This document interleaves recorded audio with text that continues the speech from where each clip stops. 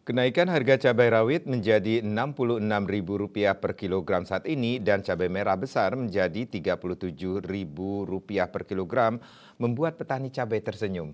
Pasalnya sejak turun Agustus lalu, kini mulai merasakan untung dari jerih payahnya menanam cabai.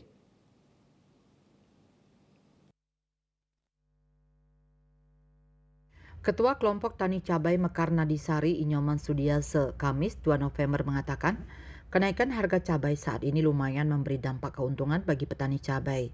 Sebelum terjadi kenaikan harga ini, di tingkat petani harga cabai cukup rendah pada Agustus 2023 lalu hanya Rp22.000 per kilogram. Namun dengan harga tersebut sudah memperoleh margin karena BEP Rp18.000. Menurutnya, kenaikan harga cabai saat ini terjadi karena produksi yang berkurang karena tak banyak petani yang menanam cabai. Kenaikan harga cabai juga terjadi di Pulau Jawa meskipun ketersediaannya ada. Selama 16 tahun bertani cabai diakui terdapat periode-periode terjadinya kenaikan harga cabai. Dalam setahun, petani biasanya menanam sebanyak 2 kali, sama seperti siklus padi dengan masa panen 3-4 bulan setelah tanam.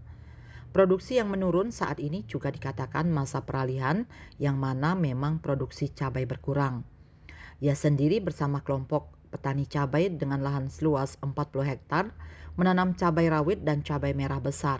Namun petani lebih memilih menanam cabai rawit karena lebih minim risiko. Selain periode masa tanam, tanaman cabai juga mesti mendapatkan air yang cukup.